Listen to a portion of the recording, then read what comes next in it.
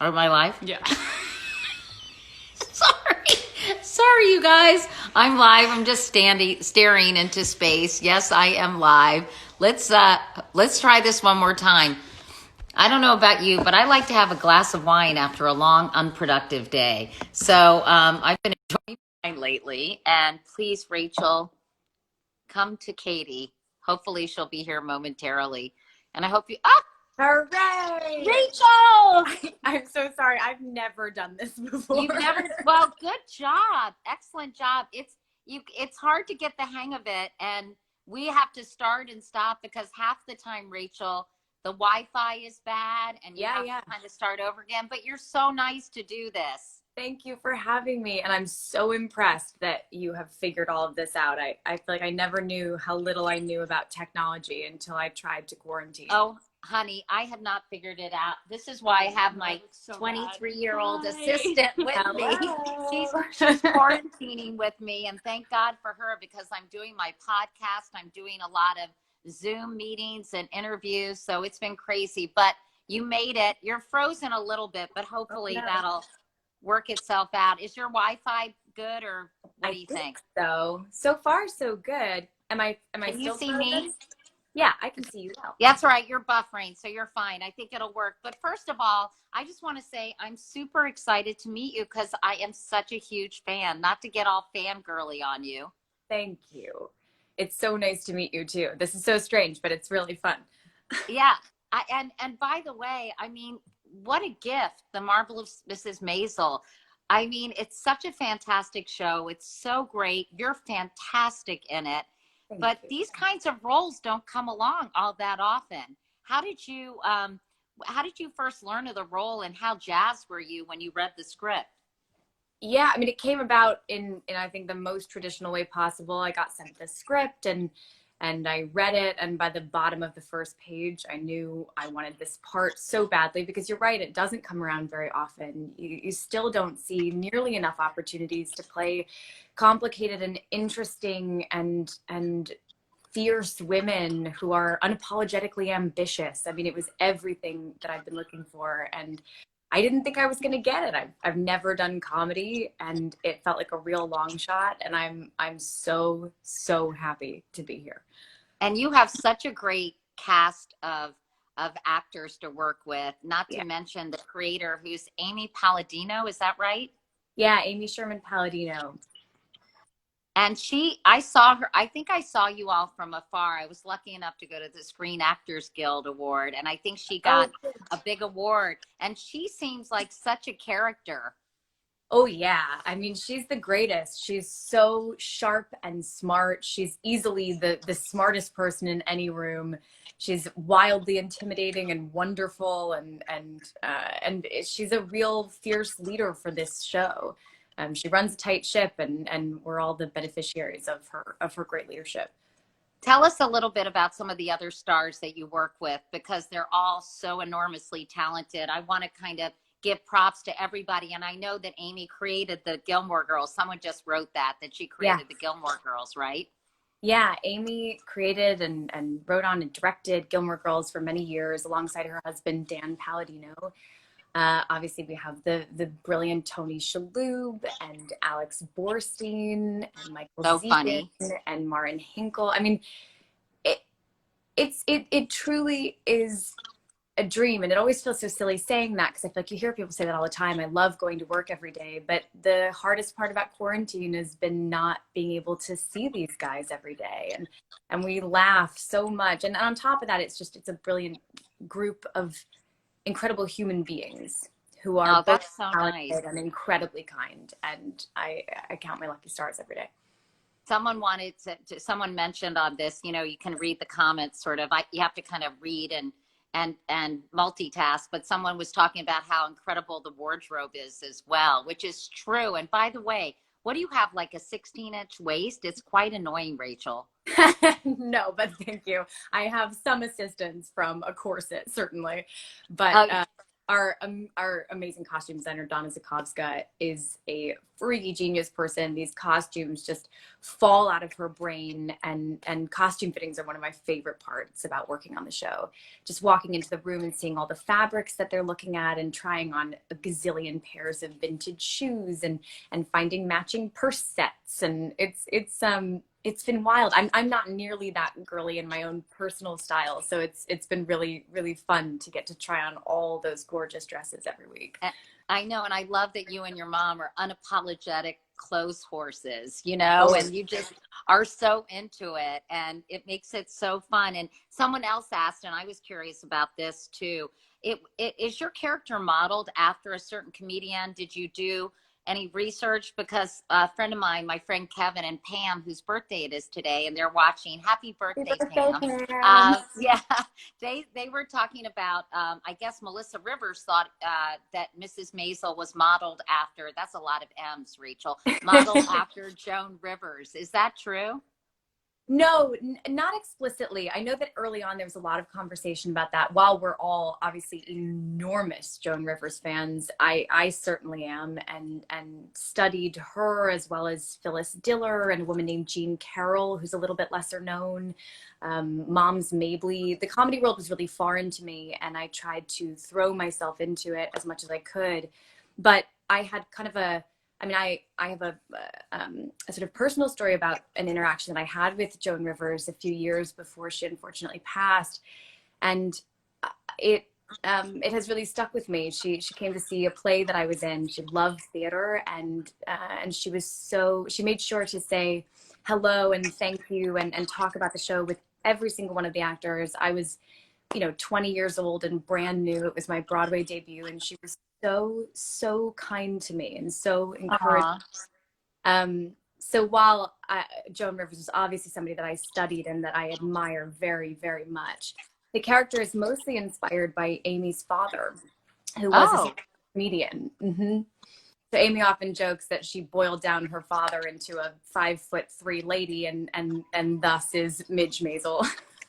Oh, that's so funny. That's really funny. And that's such a sweet story about Joan Rivers, because that was so sad when she passed away. And I think she was known to be a really generous person and very supportive, even though in that show, what was that show called? The Fashion Police or whatever, she could be sort of snarky about people's clothes. But I think she was really a lovely woman. I knew her a little bit, but not super well. But Jane Lynch's character is clearly Phyllis Diller, right? I'm sure. Yeah, I feel like she's Phyllis Diller inspired, definitely. Jane is so incredible. She's hilarious, and again, so isn't smart. she the best? Smart people.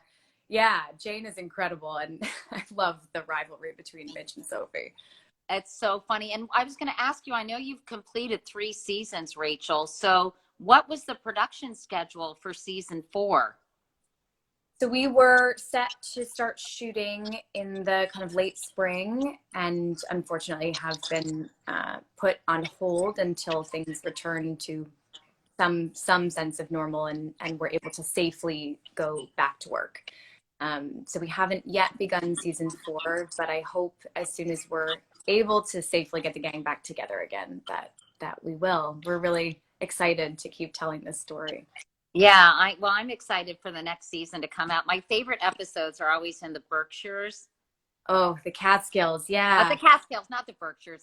Hello, what an idiot. The Catskills. Is that kind of the same thing? It's not, is it? No, but I guess a similar, like, kind of whimsical vibe. Yeah. Yeah, I love those episodes. I think they are so fun. And it's so interesting to see how people, I guess, of a certain social status, and of course the family's Jewish, and how they go to the Catskills every summer and stay in the same cabin and participate in the same, like, Simon Says things, which looks really boring to me, the Simon Says activities. Yeah. Are you there? Yeah, well, I guess that was so much more of a thing. Yes, am I still here? Can you see me? Yeah, I can see you. You're a little frozen, but I think you're not frozen to other people. So you're just a little frozen for me, but that's okay. Oh, there you are. I can see you on my friend's phone. No, that's my phone. Okay, anyway, don't worry. I feel like that is how the inside of my brain feels in quarantine. Right. I don't know I what day know. it is or what my middle name is. Oh I gosh. know. I know. I keep like forgetting things mid-sentence and saying, "I'm sorry. What was I talking about?" It's a And my lot. friend keeps saying that I'm having mini strokes, but I'm really not. Everything's good, you guys. And I know the Catskills are. They said put the wine down. Honestly, you guys, I've had one little sip of wine. As I said earlier, I'm Rachel, sad it's that I don't have wine right now. I know you. I need to tell my guests that they have, because this is our happy Yeah, hour. virtual And I say cocktail it's always party. good to have a drink after a long, unproductive day, Rachel, right? Absolutely. It's the So most important. how are you guys doing? I know you're quarantining with a couple of friends, and also how are you guys doing? And you're binge watching. Someone asked what you're watching. I was just asking that question. You're binge watching Survivor? Oh yeah. Yeah. We're big Survivor fans. We have turned an embarrassing number of people on to Survivor in this quarantine. But it's been so fun. We've been going back and kind of doing the highlight seasons, and I mean, we've seen them all, You and have? are introducing our whole quarantine to some of our favorite seasons, and also trying to keep up with the current season. My friend has been joking that she has a crush on Ozzy from 15 years ago, which is confusing, but it feels so current. We're responding and we're engaged in real time. Yeah, we've It's seen a such lot a of Survivor. My husband is a Survivor freak. I Yeah. sometimes watch it with him. Jeff Probst is so cute. I had a date with him once, and I think he wore puka shells, but he Well, didn't ask me out. He didn't ask me out a second time, so he really blew it, Rachel. But I my don't know how I husband, feel about Jeff my Probst after I'm this. no, I'm kidding. Oh, my daughter Ellie is watching, but my husband absolutely loves that show. Do you think you would be a good player on Survivor? And then I want to talk to you about Covenant House, because I definitely want Yeah, to talk about that. please. I don't know. We go back and forth on this. I feel like I'm pretty straightforward, and I'm not sure that when things started going wrong, or when people were being particularly stupid, that I would be able to handle that in a diplomatic way. And so I think that could get me very quickly voted off the island. Yeah, I don't know. My husband said I would be a really good player, but I don't think I'm shrewd enough. And I think I'm not sneaky enough. I think I would wear my emotions on my sleeve a little too much to do very well in that game. But I'd like I to think go I have the on it same because problem. I'd like to, they all look so good at the end of the season. The Survivor diet, like, where your stomach is just eating itself. I don't know. Pretty much. Pretty much. But listen, before we go, and I don't want to keep you too long because you're so sweet. By the way, everyone, I like to, because people join in progress. I have no idea what I'm doing either, Rachel, but I'm talking to Rachel Brosnahan, who's the delightful star of The Marvelous Mrs. Maisel. She's wonderful, and it's a fantastic show if you guys are looking for something to watch, if you haven't watched it yet. But I know that you are getting super, or you have been involved with an organization that I know does wonderful work called Covenant House. And Yeah. people are looking for places to donate to and to support during this really challenging time. How did you get involved with Covenant House? And can you tell everybody a little? I know about it, but for people who don't, what services they provide and who they help? Yeah. So Covenant House is an organization that provides support and services to young people experiencing and overcoming homelessness in 31 cities across the US, Canada, and Latin America. They provide things like safe shelter, clean clothes, a hot meal. But what I love about them is that they do so much more than that. They have educational services and job training and medical center and substance abuse counseling, legal services if necessary, and so much more. I became involved about 8 years ago through an event called the Broadway Sleep Out. I was doing a show on Broadway, and a couple members of the Broadway community organized this event to introduce people to Covenant House, to help raise money for this. And I've been involved ever since. I was so moved by the experience that I had that night and getting to meet some of the brave young people who call Covenant House home and some of the staff. It's been incredible, but as you can imagine, the need is so great there right now. Where do you go when you're told to stay home if you're a young Right. person experiencing homelessness? And Covenant House provides that home for thousands of people across their 31 cities and locations. But the need is greater than it ever has been. You know, their medical centers need PPE so they can safely accommodate all of the residents, so they can create isolation rooms and floors for sick or symptomatic young people. They need the things that we all need: paper towel, toilet paper. A number of young people who were at college have had to return, unfortunately, to Covenant House because college campuses have been shut down. More than 80% of young people across their locations have lost their jobs. And that also means there's an increased need for food supplies across the locations when young people aren't eating at school or at work and everybody is being encouraged to stay inside. They need thermometers, and you can help by helping provide additional funding if you're able to. Thank you for asking, how do we donate? I'm going to throw up the link in my bio as soon as we get off of here. And anything you can, if you're able, is so appreciated. These kids and staff are amazing, and thank you. It is an incredible organization, and I think that people would like to donate because a lot of people are asking about that. But I'm just curious, Rachel, obviously during this pandemic, they have, you mentioned PPE, and I think sadly, when it comes to domestic violence and other issues, that a lot of people are afraid to call shelters. They're afraid to go to shelters because of the pandemic. So they're taking folks and they're putting them in safe spaces in Covenant House facilities, right? Yes, absolutely. And they do everything they can to protect your identity if you're in a dangerous situation. Yes, and it can be challenging, but they are here to help. Well, that's wonderful that you're so involved with that. And I know one of the reasons that you're such a tremendous supporter of Covenant House, Rachel, is that they welcome people in with absolutely no judgment. And there was one girl who you met who had to go back to Covenant House for the sixth time, and there was no criticism or judgment, that they always welcome people who need their services. Yeah, that, almost all of the young people who find themselves at Covenant House have experienced an incredible amount of trauma in their life. And many of them have never been told something as simple as, I love you, you are loved, you are safe, I value who you are. And the thing that I think sets Covenant House apart is that they treat every single person who comes to the doors with absolute love, unconditional love, absolute respect. And they encourage young people who are there to dream as big as they can. And this young woman that I met, she told me that she had been in the door 6 times, and every time she returned, that she was greeted with open arms and told that this was the time that she was going to succeed there, no matter what. And she did.